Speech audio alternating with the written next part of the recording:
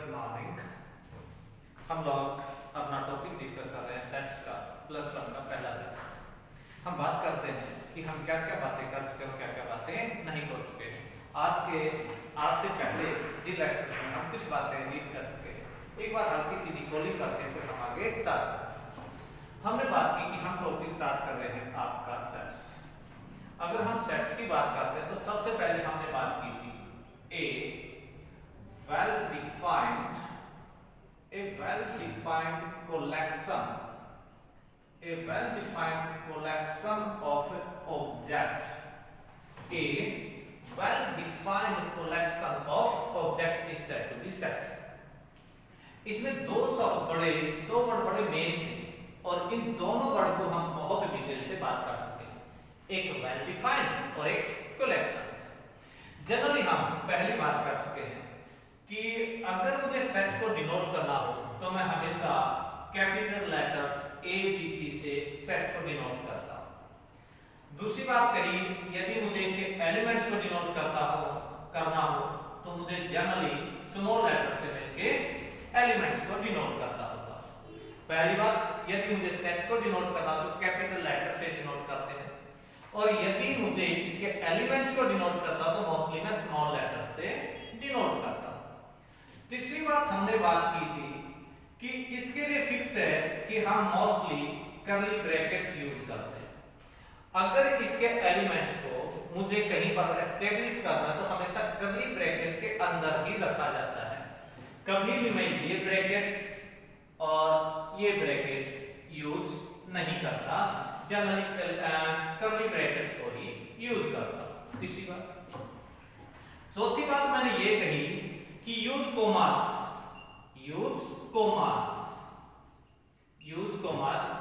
between its elements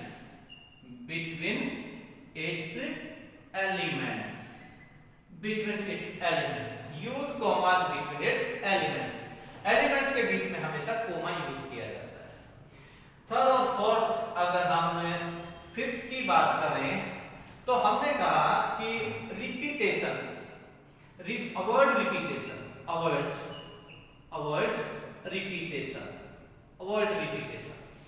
अब ये बात है कि रिपीटेशन को अवॉइड क्यों करते हैं। ये नहीं कि वेस्टेज ऑफ टाइम होता, बार-बार लिखने से टाइम की वेस्टेज नहीं, मजबूरी है, क्योंकि कलेक्शन की डेफिनेशन ने हमें मजबूर कर दिया था कि हम बार-बार रिपीट नहीं करते, अवॉइड करते हैं। ये नहीं कि अगर मैंने रिपीट कर दिया तो गलत हो जाएगा, या अगर ये कहें कि रिपीटेशन अलाउड नहीं है तो भी गलत बात है। रिपीटेशन लिखते हुए अलाउड है पर वो काउंटेड नहीं होती, और काउंट होने ना होने के पीछे भी इसकी डेफिनेशन में ही एक राज छिपा है। ये नहीं है कि मैं कह दूं कि रिपीटेशन अलाउड नहीं है, रिपीटेशन करते नहीं, ये बात गलत है, क्योंकि रिपीटेशन अलाउड भी है और रिपीटेशन हम अनेकों बार कर भी देते हैं। पर कार्ड क्या था कि उसकी डेफिनेशन ने मुझे मजबूर कर रखा था कि मैं ये कह के चलता हूं कि ये काउंटेड नहीं होते। फिर बार बार कह रहा हूं, इस बात पे जोर दे रहा हूं कि रिपीटेशन को अवॉइड करते हैं, पर इसका मतलब ये नहीं है कि रिपीटेशन अलाउड नहीं है, या आपने रिपीट कर दिया तो गलत हो जाएगा। एक्चुअली वो काउंट एक बार ही, एक एलिमेंट एक बार ही होता है, और वो क्यों होता है ये शायद मैं पहले डिस्कस कर चुका हूं। और यदि बाय चांस आपको लगे कि मैंने ये डिस्कस नहीं किया कि मैं रिपीटेशन क्यों नहीं करता, तो आप मुझे व्हाट्सएप पे कॉल कर सकते हैं और मैं उसके रीजन बता दूंगा कि हमें रिपीटेशन करते क्यों, उसका मेन कारण क्या है। बार बार कह रहा हूं कि मतलब ये नहीं है कि रिपीटेशन करते ही नहीं, सिर्फ ये बात बोल रहा हूं कि क्यों नहीं करते उसके पीछे रीजन होता है। इसलिए हम क्या कहते हैं, अवॉइड रिपीटेशंस। अब यानी कि हम सम कैपिटल लेटर से इसको डिनोट करते हैं, स्मॉल लेटर से इसकी रिप्रेजेंटेशन होती है, कर्ली ब्रैकेट्स में अरेंज किया जाता है, कॉमा बिटवीन इट्स एलिमेंट्स होता है, और रिपीटेशन अवॉइड करते हैं। रिपीटेशन क्या करते हैं, अवॉइड करते हैं। ये बातें हम पहले के अपने लेक्चर में डिस्कस कर चुके हैं। पहले हमने क्या कर लिया, ये बातें सारी डिस्कस कर ली। अब थोड़ा सा इससे हम आगे बढ़ते हैं। ओके, चलिए हम थोड़ा सा आगे बढ़ते हैं। अब बाय मुझे कह दिया जाए, अब मैं डेफिनेशन पे आता हूं। डेफिनेशन पे कुछ एग्जांपल ले लेते हैं सेट्स के। जैसे पहला example, right A set of 10 natural number, right A set of 10 natural number, 10 natural number, 10 natural number. अब आ जाइए, यानी कि इसने एक एग्जांपल लिया, right A set of 10 natural number. तो मैंने क्या कहा, देखिए a इज इक्वल, पहली बात मैंने क्या किया, कैपिटल लेटर लिया। दूसरी बात क्या की मैंने, इसको मैंने करली ब्रैकेट्स लगाया, क्योंकि दो बातें ये मैं पहले बता चुका हूं, करली ब्रैकेट्स मस्ट है। दूसरी बात, नोटेशन कैपिटल लेटर्स होता है। अब आ रही है 10 नेचुरल नंबर, पहले 10 नेचुरल, फर्स्ट 10 नेचुरल कर लेना, right A set of first 10 natural number. कौन से आए, 1 2 3 4 5 6 7 8 9 10, 1 2 3 4। हम बार बार ये बात पहले कह चुके हैं कि जो इसके एलिमेंट्स राइट डाउन करने होते हैं उनके बीच में हम कोमा इंसर्ट करते हैं, यानी कि कोमा लगाना कंपलसरी होता है। ये बात भी हम उन पांचों बातों में डिस्कस कर चुके हैं। दूसरी बात देखिए, हमने कर्ली ब्रैकेट्स लगाया, कोमा लगाया, और ये सारे के सारे एलिमेंट्स। अब आ जाइए, मैंने कहा set of A first 10 natural number लिखना था। अब ये वेल डिफाइंड भी है, क्योंकि सारी दुनिया जानती है कि ये भाई 10 नेचुरल नंबर ही है, और ये इकट्ठा लिख दिया, इसलिए इसको हम इसका कलेक्शन भी कहते हैं, यानी कि कलेक्शन भी है। इस डेफिनेशन की सारी कंडीशन सेटिस्फाई करता है और लिखने के ढंग को भी ये कंप्लीटली सेटिस्फाई करता है। आ रही कोई बात नहीं, कोई और ले लेते। जैसे मैंने एग्जांपल लिया एक, right the set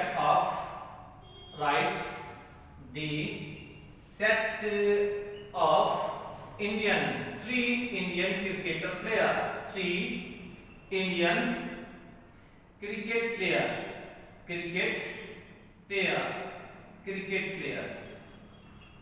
write the set of 3 Indian cricket player। अब इसका मतलब क्या है, जो आपके दिमाग में आए तीन क्रिकेटर्स का नाम पर बेस करते कि वो इंडियन होने चाहिए, राइट डाउन कर दो। जैसे मैंने कहा B इज इक्वल टू, क्या लिखें, आपका सचिन तेंदुलकर, क्या सचिन तेंदुलकर, और आपका द्रविड़, और आपका अभी जो आजकल मोस्ट टैलेंटेड कहलाता है, वैसे टैलेंटेड को सेटमेंट लिखते हैं, यानी कि जो सबसे ज्यादा फेमस है आज जो कैप्टन है, और क्या नाम है भाई आजकल जो कैप्टन है, क्या नाम होगा कैप्टन का, नहीं पता, चलिए किसी और का नाम लिख दीजिए, नहीं पता है तो। हमने लिखा सचिन तेंदुलकर, द्रविड़ और मोहम्मद अजहरुद्दीन। क्या किया हमने, कुछ नहीं किया, कोई फिक्स नहीं मांगा था उसने कि आपको किसका नाम लिखना और किसका नहीं लिखना, सिर्फ एक बात फिक्स की थी कि इंडियन क्रिकेटर, 3 इंडियन क्रिकेटर का सेट लिखिए। अब मेरे दिमाग में कौन आया, सचिन तेंदुलकर, द्रविड़ और मोहम्मद अजहरुद्दीन। आपके दिमाग में कोई और आएगा, किसी के दिमाग में कोई और आएगा, पर एक बात की कंडीशन फिक्स है, वो हर हाल में इंडियन क्रिकेटर ही होना चाहिए। अगर वो इंडियन क्रिकेटर नहीं और आपने नाम लिख दिया तो तब वो सेट नहीं कहलाएगा, क्योंकि फिर वो वेल डिफाइंड नहीं होगा। क्लियर? आगे बढ़ते कोई और एग्जांपल ले लेते हैं। Right down the set of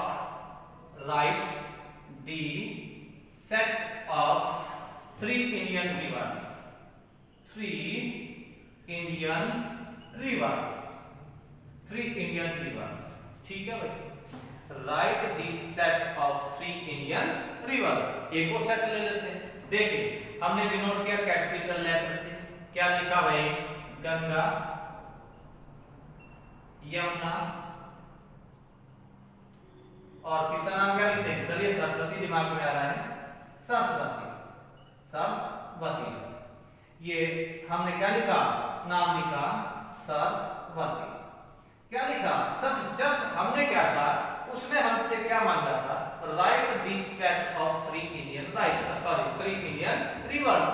तो हमारे दिमाग में 3 इंडियन रिवर्स का नाम लिखना था, एक गंगा, एक यमुना और एक सरस्वती। और सारी दुनिया जानती है, ये वेल डिफाइंड है कि ये तीनों इंडियन रिवर्स के नेम हैं। यानी कि अब जो 5 बातें हम पीछे कर चुके हैं, पहली बात क्या थी कि कैपिटल लेटर से डिनोट होना चाहिए, कर्ली ब्रैकेट्स होना चाहिए, कोमाज लगाया हुआ होना चाहिए और रिपीटेशन किसी की को अवॉइड करना चाहिए। चाहते तो इस 1 को 10 टाइम लिख के फिर 1 2 3 4, क्योंकि अगर मैं 1 को भी 10 टाइम लिखता तब वो एक टाइम ही काउंट होता, उसके बाद मुझे 2 3 4 वगैरह की काउंटिंग 10 तक लिखनी पड़ती, इसलिए हम अवॉइड करते हैं रिपीटेशन। आगे बढ़ते हैं। ये क्या हो गया, गंगा यमुना और सरस्वती। ये हमने क्या किया, ये सेट के हमने नाम यानी कि सेट के एग्जांपल ये कि कौन सा सेट है और किस ढंग से हमने लिखना। अब थोड़ा सा आगे बढ़ते हैं। ओके भाई, अगर बाई चांस आप अगर चाहें तो आप अपने फैमिली मेंबर का भी सेट लिख सकते हैं, आप अपने पड़ोसियों का भी सेट लिख सकते हैं, आप अपने दोस्तों का भी सेट लिख सकते हैं, आप अपने क्लासमेट्स का भी सेट लिख सकते हैं। Write down the sets of your classmates, write down the set of your neighbours, write down the set of your teachers. आप जिसकी भी बात करना चाहें उसी का सेट लिख सकते हैं, बेशर्ते कि लिखने का प्रॉपर ढंग हो। और मैं ये मान के चलता हूं कि अब आपको सेट को लिखना आ गया। अब दो बातें होती है, सेट को लिखना आ गया भाई, पर सेट को ना 2 मेथड से लिखते हैं, यानी कि अब जो लिखे उन मेथड के कोई ना कोई तो नाम होंगे। अब पहली बात आती है method of writings, methods of sets, writings of sets, method of writings of sets, methods of writings और रिप्रेजेंटेशंस ऑफ सेट्स, यानी कि हम सेट्स को राइट डाउन किस ढंग से करें। पहले मेथड की अगर हम बात करें तो पहला मेथड आपके पास कौन सा आता है, पहला मेथड होता है आपके पास tabular method, TABULAR, tabular method. आप इस मेथड को टेबुलर मेथड भी कह सकते हो। आप इस मेथड को अगर चाहो तो दूसरा नाम भी दे सकते हो, रोस्टर मेथड। चाहो तो इसे क्या कह सकते हो, रोस्टर मेथड कह सकते हो, रोस्टर मेथड। चाहो तो आप इसे टेबुलर मेथड कह लो, चाहो तो आप इसे रोस्टर मेथड कह लो। कई बार हम कह देते हैं, याद रहे जो दो आगे की बातें जो लिख रहा हूं ये एक ही मेथड के नाम। चाहो आप इसे क्या कह सकते थे, टेबुलर मेथड, आप चाहते इसे क्या कह सकते थे, रोस्टर मेथड, आप चाहते तो इसे क्या कह सकते हो, entry method, entry method, entry method. आपका मूड रहा तो आप इसे कह सकते हो एंटिटी मेथड, ये एंट्री मेथड हो गया। Identification method, identification method, identification method. आप चाहो तो इसके इसी तरीके से जैसे entry method, identification method, representation method, आप चाहते हैं तो इसे क्या कह सकते हो, रिप्रेजेंटेशन मेथड। पर एक बात है, बार बार बोला, अगर इन नामों की हम बात करते हैं तो एक्चुअली ये नाम मैथमेटिकली कहीं पर भी डिफाइंड ही नहीं। ये तो हम कई बार ना लोकल समझाने के लिए बोल देते हैं, जबकि एक्चुअली में नाम नहीं होते। नाम सिर्फ आपके पास सिर्फ ये नाम होते, यानी कि टेबुलर मेथड कहिए या रोस्टर मेथड, ये सेम है। ये जैसे एंट्री मेथड है, आइडेंटिफिकेशन मेथड है, रिप्रेजेंटेशन मेथड है, ये मेथड नहीं है। ये आपको किसी भी बुक में किसी भी मैथमेटिशियन के द्वारा रिकमेंडेड नेम नहीं है। ये तो हम लोकल में कई बार समझाने के लिए बोल देते, तो पर एक्चुअली में ये नहीं होते। अगर कभी कोई सामने वाला पूछे तो हम इनका नाम कभी भी काउंट नहीं करते। सबसे अगर मैं मेथड की बात करूं तो मेरे पास मेथड, पहला मेथड क्या कहता है, उसे टेबुलर मेथड कहिए या रोस्टर मेथड कहिए। दूसरा जो मेथड होता है वो था सेट बिल्डर फॉर्म। कौन सा होता है, set builder form, set builder form. इस सेट बिल्डर फॉर्म को कई बार क्या होते हैं कि हम इस मेथड को भी आगे के नाम अपने दे देते हैं, पर एक्चुअली में कोई और नाम इसका होता नहीं। मतलब कि अगर method of writing of set की बात करें तो 2 ही मेथड होते हैं। एक मेथड होता है टेबुलर मेथड या रोस्टर मेथड और दूसरा मेथड होता है सेट बिल्डर फॉर्म। क्या होता है? Set builder form. अगर इसको कई बार हम कह देते होते हैं, चलिए यार कंडीशन मेथड बता दीजिए, ठीक है, एक्सप्रेशन मेथड बता दीजिए, प्रॉपर्टी मेथड बता दीजिए, पर ये एक्चुअली मैं फिर बोल रहा हूं नाम नहीं होता। Method of writing of sets आपके पास दो हैं। एक मेथड हुआ टेबुलर मेथड, जिसको टेबुलर मेथड या रोस्टर मेथड भी कहते हैं। दूसरा मेथड होता है सेट बिल्डर फॉर्म। कई लोग इसे प्रॉपर्टी मेथड का नाम अपना अपना खुद का डिफाइन है, मैथमेटिकली 100% गलत हो जाता है, इसलिए मैं तो यही कहूंगा कि वो राइट डाउन करना ही मत। जैसे मैंने ये नाम लिए, ये राइट डाउन मत करना, क्योंकि एक्चुअली में मेथड है ही नहीं, और ये मैथमेटिकली 100%, अगर ये मेथड आप ऐसे ही लिख दोगे तो ये 100% गलत हो जाएंगे। सबसे कई बार क्या होता है कि लोकल टीचर बना लेते उससे अपने नाम, कि भाई इसे ये भी कह सकते हैं, इसे ये भी कह सकते हैं, पर एक्चुअली में क्योंकि मैथ या साइंस एक ऐसी चीज है जो ऑलरेडी डिफाइन होती है, उसको उसी ढंग से हमें डिफाइन करना चाहिए। यानी कि अगर आप राइट डाउन कॉपी पे करें तो सब दो मेथड लिखना। Method of writing of set, पहला मेथड है टेबुलर मेथड और रोस्टर मेथड। दूसरे मेथड की बात करें तो इसको कहते हैं सेट बिल्डर फॉर्म।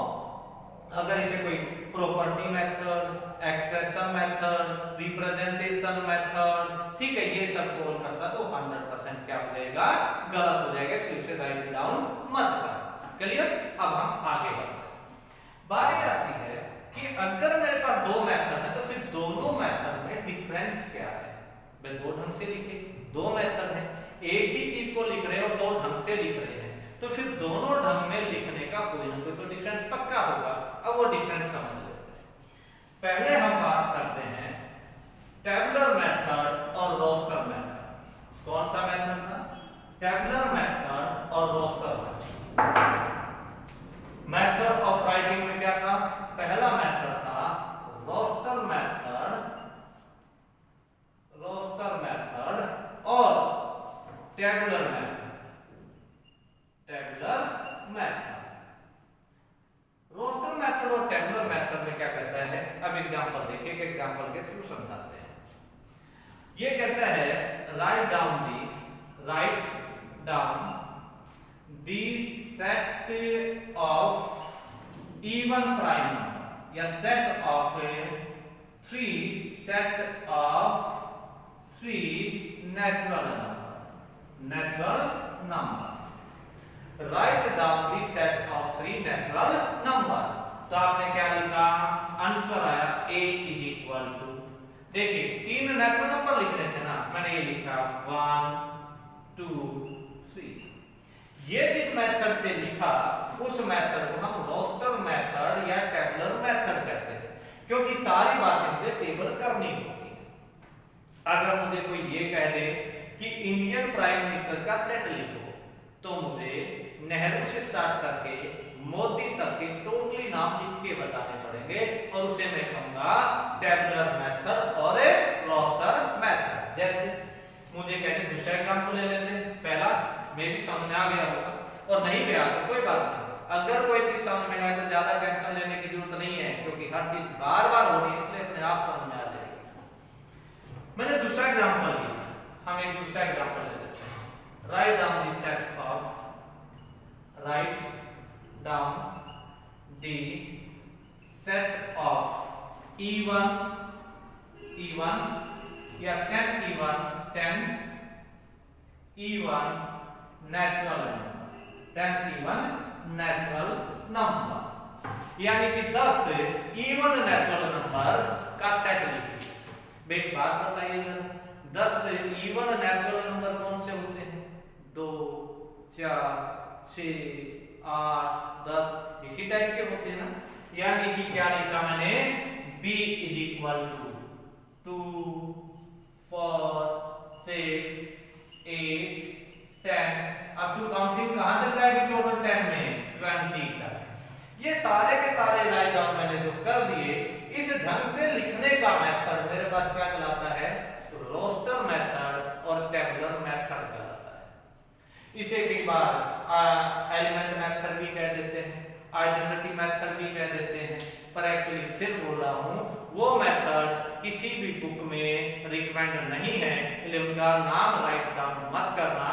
अगर सामने वाले ने कभी आपसे पूछा कि आप सेट को लिखने के मेथड बताइए, तो आप अगर ये कहते हो आइडेंटिटी मेथड या एलिमेंट मेथड या रिप्रेजेंटेशन मेथड, तो सामने वाला तुरंत समझ जाएगा कि आपको नॉलेज नहीं है, क्योंकि सिर्फ और सिर्फ दो ही मेथड होते हैं, या ये कह लीजिए एक रोस्टर मेथड, इसी का दूसरा नाम होता है टेबुलर मेथड। यानी कि एक मेथड ये है जिसका नाम क्या है, रोस्टर मेथड या टेबुलर मेथड। इसको ना एलिमेंट मेथड कह सकते, ना आइडेंटिटी मेथड कह सकते, ना एलिमेंट, ना आइडेंटिटी, ना रिप्रेजेंटेशन, कोई और नाम नहीं। ओके, अब बारी आती है दूसरे मेथड। पहला मेथड हमने क्या लिया, रोस्टर मेथड और टेबुलर मेथड। अब दूसरा मेथड मेरे पास क्या था, दूसरे मेथड का नाम था set builder form. Set builder form यानी कि सेट बिल्डर फॉर्म है कौन सी? सेट बिल्डर फॉर्म वो फॉर्म है जो आपको इशारों में सारी बातें क्लियर करने की बात करे, जो इशारों में सारी बातें आपको क्लियर करने की बात करें। जैसे इसी को लिखते हैं 1 2 3, यानी कि इसी को लिखते हैं write down the set of 3 natural number. क्या लिखा, इसी को अगर मैं इस मेथड से रिप्रेजेंट करूं तो मैंने लिखा a = यानी कि सेट बिल्डर फॉर्म से मैंने कहा x। अब आ जाइए, अब हम ये दो बिंदु लगाते हैं, ये दो बिंदु का मतलब समझ लेना, ये राइट डाउन करना। ये दो बिंदु जो लगाए हमने, इसे कहते हैं सच दैट। क्या कहते हैं, सच दैट।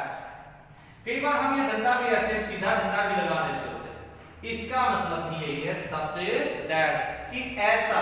हमने कहा ना x है, तो कैसा x है। जब इस टाइप के बारे में होता है तो ये जो दो बिंदु लगाते हैं, ये इसी के बारे में बोल रहे होते हैं। यानी कि जो मैंने लिखा, इसका मतलब क्या है, सच दैट, कि भाई x है। कहता कैसा x है, मैंने कहा x इज नेचुरल नंबर। भाई कहां तक है, अप टू 3 कह दो, x is natural number up to 3। क्या कहा, natural number up to 3। x is natural number up to 3, यानी कि आपने से बताया ना कि नेचुरल नंबर 3 तक। देख, आपने काउंटिंग नहीं लिखी ना उसमें। इसको कई बार कुछ लोग कहते हैं डिफाइन मेथड। क्या कहते हैं, डिफाइन मेथड, प्रॉपर्टी मेथड, पर ऐसा नहीं है। इसका नाम सिर्फ क्या है, सेट बिल्डर फॉर्म है। अब आगे बढ़े, दूसरे को आ जाइए। कहता write down the set of even natural number. ठीक है भाई, इवन नेचुरल नंबर लिखा कैसे, अब आ जाइए, बिल्कुल सिंपल सा वही बात है जो घिसी पिटी करते आए, यानी कि सब इशारों में बात करेंगे। हमने लिखा b, क्या लिखा, b, और b में क्या लिखा भाई, मैंने कहा x। क्या लिखा, x।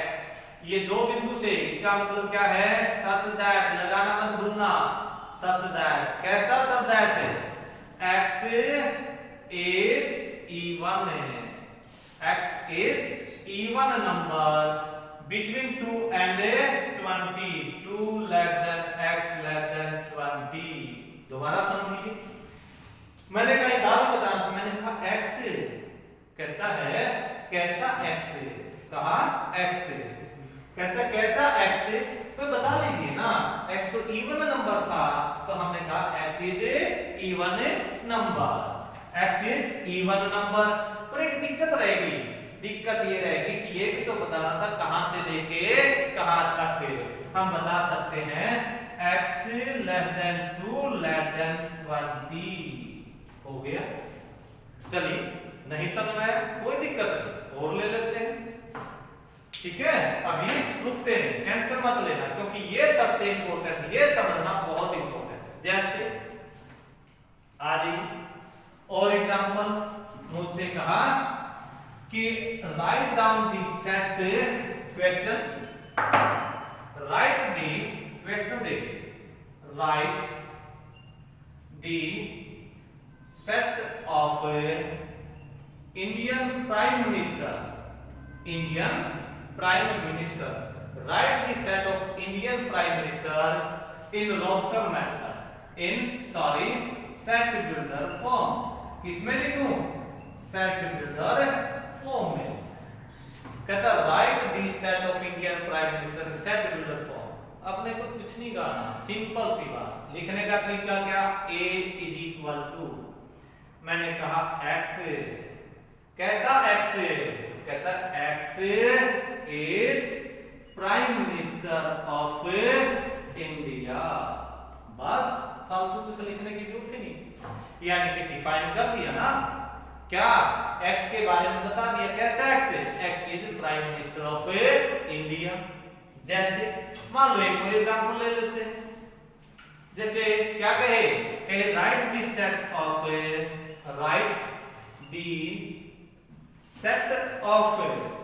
योर फैमिली मेंबर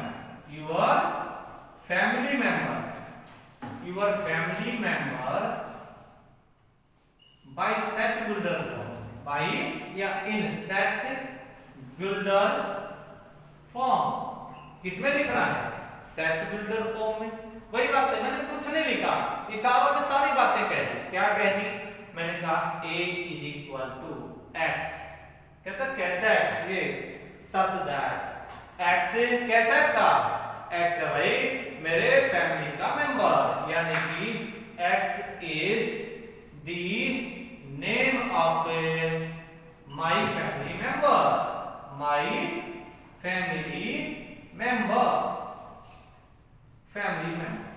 हो गया। यानी कि हमने क्या लिखा? x is the name of my family member. Just इशारों में सारी बात बता दी।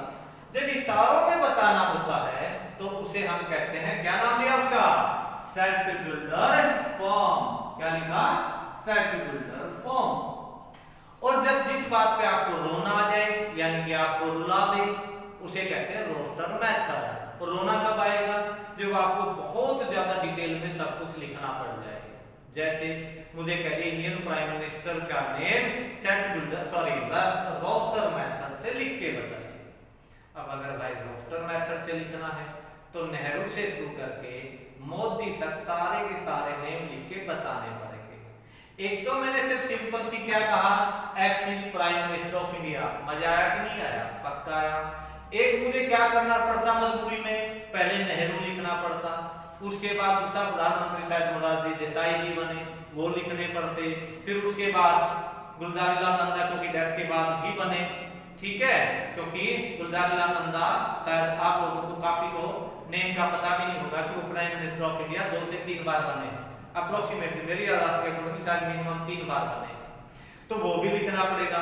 फिर बीच में पता नहीं भाई डीडी गोड़ा, देवगुड़ा, गुजराल वगैरह वगैरह सबके नाम लिखने पड़ेंगे। एक तो सबके नाम लिखो, एक सिर्फ इशारों में कहो कि x is prime minister of India, ऐसा लिखने पे मुझे मजा आ गया। ये बात यानी कि आज हमने बात की कि सेट को रिप्रेजेंट यानी कि लिखते कैसे हैं, फिर सेट को लिखने के मेथड क्या है। सेट को लिखने के हमने 2 ही मेथड की बात की, दोनों हमने डिस्कस कर लिया। अब एक पॉइंट और थोड़ा सा आगे बढ़ते हैं।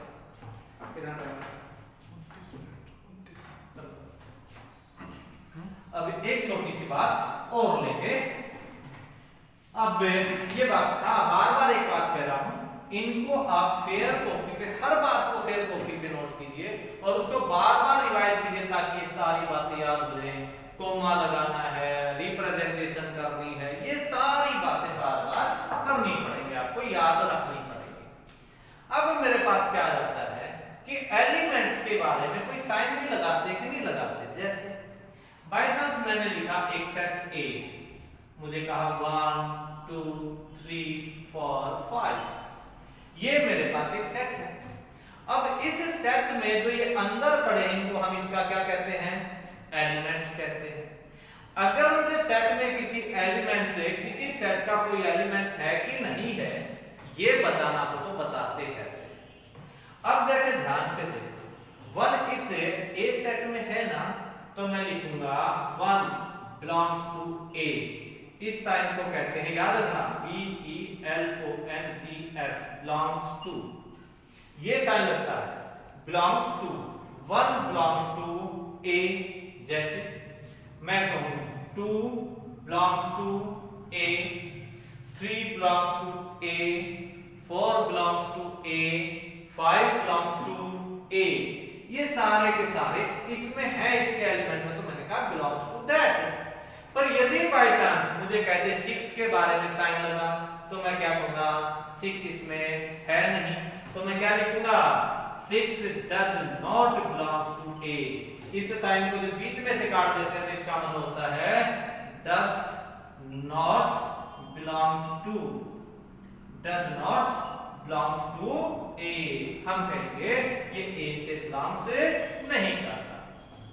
यानी कि जब किसी सेट में कोई एलिमेंट्स है तो मैं लिखूंगा 1 belongs to A, 2 belongs to A, यानी कि belongs to का साइन यूज करूंगा। यदि बाय चांस उसमें एलिमेंट है ही नहीं तो मैं लिखूंगा does not belongs to। हम दो बातें याद कर चुके हैं, एक एलिमेंट्स को किस सिंबल से डिनोट करते हैं और दूसरी बात उसके मेथड कौन से, मेथड कौन से है रिप्रेजेंट करने के। और आज जो मेन था कि उसके मेथड रिप्रेजेंट करने के कौन से हैं वो राइट डाउन आपको पूरे फेयर कॉपी में करना है। एक बात और छोटी सी बता के चल रहा है, छोटी, ये क्या हो गया बिलोंग्स टू और डज नॉट बिलोंग्स। अब एक बात बताइए यार, एलिमेंट्स तो सॉरी सेट में तो सेट की कभी हमने 3 एलिमेंट्स लिखे, कभी सेट में हमने 10 एलिमेंट्स लिख दिए, कोई टाइम ऐसा भी आएगा कि हम काउंटिंग ही भूल जाएं कितने लिखने हैं। तो इसका मतलब ये हुआ कि एलिमेंट्स की काउंटिंग के अकॉर्डिंगली सेट्स को हम कैटेगराइज करते हैं। क्या करते हैं कैटेगराइज, कह सकते हो क्लासिफिकेशन ऑफ सेट्स, कह सकते हो नेम ऑफ ए सेट्स। वैसे मोस्टली हम क्या कहते हैं classification, classification of A sets, यानी कि इनको किस ढंग से क्लासिफाइड करते हैं। पहली बात एक होता है, पहला नाम होता है वॉइड सेट, वॉइड सेट, आप इसे वॉइड सेट कह सकते हो, आप इसे एम्प्टी सेट कह सकते हो, आप इसे नल सेट कह सकते हो। Void set, empty set, null set. क्या कहा void set, empty set, null set, तीनों एक ही सेट के नाम है। अब कहा सर ये वॉइड सेट, एम्प्टी सेट और नल सेट कहते किसे हैं, डेफिनेशन लिखिए। A set is said to be void set और empty set, void set और empty set if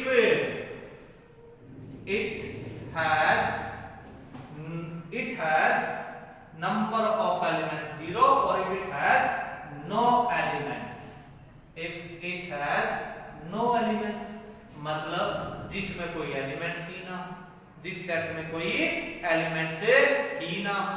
जैसे मान लेते हैं एग्जांपल लेते हैं, कैसे, मैंने कहा एक सेट लिया A, उसमें कहा x, कहता कैसा x है, कहता है x is negative natural number, negative natural number. अब जरा मुझे ये बताइए क्या कभी नेचुरल नंबर नेगेटिव होता है? हाँ सोच के बताइए, नहीं होता ना। इसका मतलब उसमें कोई एलिमेंट है ही नहीं, इसलिए इसे क्या कहेंगे एम्प्टी सेट और वॉइड सेट कहेंगे। क्या कहेंगे एम्प्टी सेट और वॉइड सेट कहेंगे। जैसे दूसरा ना समझ में आया कोई बात नहीं, और एग्जांपल ले लेते, एग्जांपल लेते हुए टॉपिक समझते हुए, शर्माने का नहीं, मस्त होके पढ़ने का। क्या कहता है x is a negative natural number. और एग्जांपल ले लेते हैं, जैसे मैंने कहा b, कैसा b, मैंने कहा x और कहा x is natural number, x is natural number, कैसा natural number, and x square is equal to 2। भाई आप कहता x कैसा x, कहता x is natural number and x square is equal to 2, कहता x नेचुरल नंबर होना चाहिए और स्क्वायर करूं तो 2 आना चाहिए। क्या ऐसा ही दुनिया में कोई नेचुरल नंबर ढूंढ सकते हो जिसका स्क्वायर करो और 2 आ जाए? हो सकता है क्या? थोड़ा सोच लीजिए। नहीं हो सकता, नहीं हो सकता ना, इसलिए जब हो ही नहीं सकता तो ऑटोमेटिकली वो क्या आ गया, एम्प्टी सेट। क्या आया, एम्प्टी सेट। अब बारी आई यार, एम्प्टी सेट एक पर्टिकुलर एक स्पेशल सेट है, तो इसकी कोई स्पेशल नोटेशन भी होनी चाहिए। क्या होनी चाहिए, नोटेशन। अब क्या है, notation, notation of empty set. बस आज हम लेक्चर यही ओवर करेंगे, notation of empty set. Notation of empty set, क्या लिखोगे, empty set, empty set is always, write down करना है, ऑलवेज डिनोटेड बाई 5। ये जीरो में से बीच में डंडा जो काट देता है इसे 5 कहते हैं। क्या कहते हैं, 5। इस वर्ड को थोड़ा ध्यान रखना, इस वर्ड को क्या कहते हैं, 5। इसको हम empty set is always denoted by 5, ये हमेशा 5 से डिनोट होता है। बाकी हम कल बात करेंगे। Thank you.